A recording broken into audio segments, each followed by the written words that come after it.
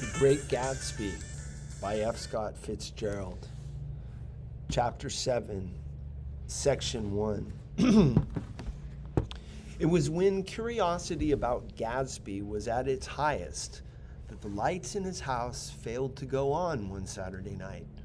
And as obscurely as it had begun, his career as Trimalchio was over. Only gradually did I become aware that the automobiles which turned expectantly into his drive stayed for just a minute and then drove sulkily away. Wondering if he were sick, I went over to find out. An unfamiliar butler with a villainous face squinted at me suspiciously from the door. "Is Mr. Gatsby sick?" "Nope." After a pause, he added, "Sir," in a dilatory, grudging way. I hadn't seen him around, and I was rather worried. "Tell him Mr. Carraway came over." "Who?" he demanded rudely. "Carraway." "Carraway. All right, I'll tell him." Abruptly, he slammed the door.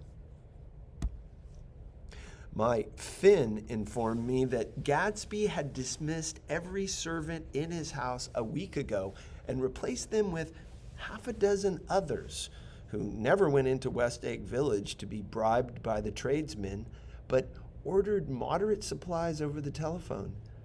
The grocery boy reported that the kitchen looked like a pigsty, and the general opinion in the village was that the new people weren't servants at all. Next day, Gatsby called me on the phone. "Going away?" I inquired. "No, old sport." "I hear you fired all your servants." "I wanted somebody who wouldn't gossip. Daisy comes over quite often in the afternoons." So the whole caravansary had fallen in like a card house at the disapproval in her eyes. "There's some people Wolfshin wanted to do something for. They're all brothers and sisters. They used to run a small hotel." "I see." He was calling up at Daisy's request. Would I come to lunch at her house tomorrow? Miss Baker would be there. Half an hour later, Daisy herself telephoned and seemed relieved to find that I was coming. Something was up, and yet I couldn't believe that they would choose this occasion for a scene, especially for the rather harrowing scene that Gatsby had outlined in the garden. The next day was broiling, almost the last, certainly the warmest of the summer. As my train emerged from the tunnel into sunlight, only the hot whistles of the National Biscuit Company broke the simmering hush at noon. The straw seats of the car hovered on the edge of combustion. The woman next to me perspired delicately for a while into her white shirt, and then, as her newspaper dampened under her fingers, lapsed despairingly into deep heat with a desolate cry. Her pocketbook slapped to the floor. "Oh my!" she gasped. I picked it up with a weary bend and handed it back to her, holding it at arm's length and by the extreme tip of the corner to indicate that I had no designs upon it.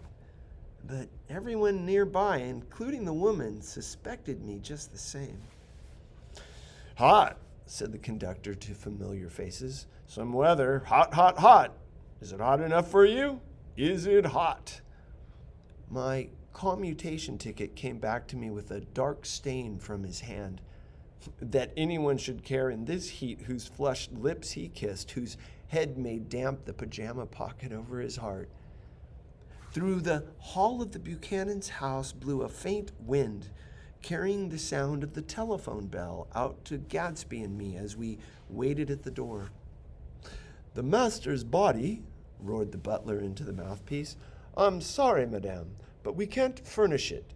It's far too hot to touch this noon." What he really said was, "Yes, yes, I'll see."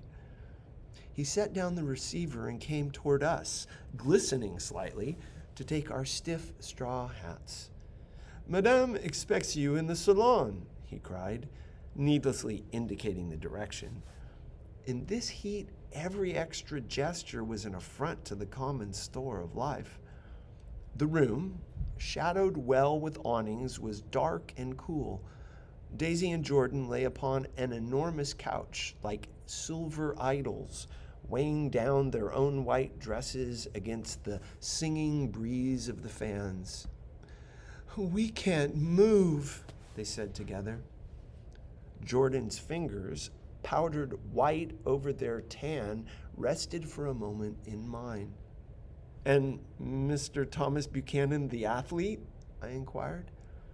Simultaneously, I heard his voice, gruff, muffled, husky, at the hall telephone. Gatsby stood in the center of the crimson carpet and gazed around with fascinated eyes. Daisy watched him and laughed, her sweet, exciting laugh. A tiny gust of powder rose from her bosom into the air.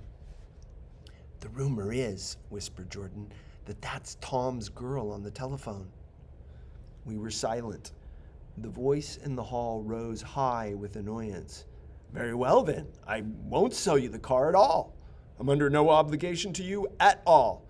And as for your bothering me about it at lunch, I won't stand that at all." "Holding down the receiver," said Daisy cynically. "No, he's not," I assured her. It's a bona fide deal. I happen to know about it." Tom flung open the door, blocked out its space for a moment with his thick body, and hurried into the room. "Mr. Gatsby." He put out his broad, flat hand with well-concealed dislike. "I'm glad to see you, sir. Nick?" "Make us a cold drink. Make us a cold drink," cried Daisy. As he left the room again, she got up and went over to Gatsby and pulled his face down, kissing him on the mouth. "You know I love you," she murmured. "You forget there's a lady present," said Jordan. Daisy looked around doubtfully. "You kissed Nick too." "What a low, vulgar girl."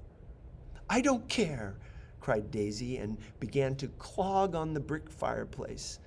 Then she remembered the heat and sat down guiltily on the couch, just as a freshly laundered nurse leading a little girl came into the room.